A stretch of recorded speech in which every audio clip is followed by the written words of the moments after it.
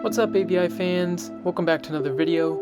At this moment you might be checking out this video because your tire pressure monitor system in your gauge cluster is going off and it's letting you know that your tire pressures are low, or if you're lucky, it's letting you know which exact tire is being low.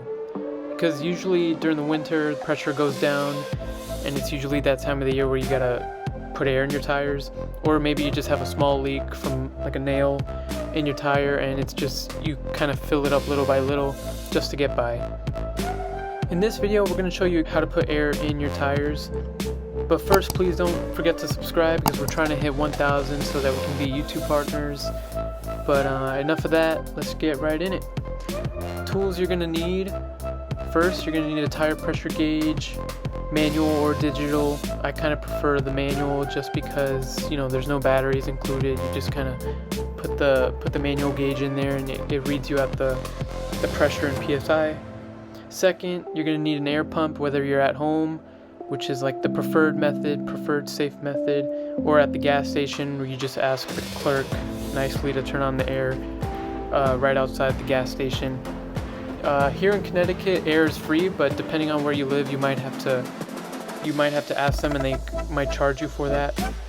And the third thing you'll need is knowing how much PSI is required for each tire, front and back. So at the door sill of every car, it should let you know your front, your rear, and even your spare if you have one. So that's just good to know, just for general knowledge. First, I like to measure all the tires and remove all the caps at the same time. So for example, I'll go the front driver's tire, I'll remove the cap, I'll measure the PSI, put the cap in my pocket so I don't lose it, and then move on to the next tire, passenger front tire, do the same thing, measure it, put the cap in my pocket, and I do that to all tires just so I can see if all tires are needed, all tires need to be pumped, or just one in particular. So that's what I do just to be safe, be more efficient on time. While I'm doing that, I like to start the air pressure pump just to build up some pressure, because air moves from high to low, so you want to make sure your air pump is at a high pressure being at the pump and low pressure being at your tires, so you just move that air quick and smoothly.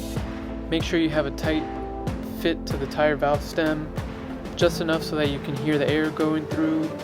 And when everything's finished, just put the caps back on, drive the car for a couple feet so that the TPMS system can read all the tires accurately, or if you just wait on your own at idle, the tire pressure monitor system will figure it out itself and you'll get a blank screen just like this that everything's okay except for we need to change a light. But if this video helped, make sure to like and subscribe, and we'll see you on the next one. AVI out.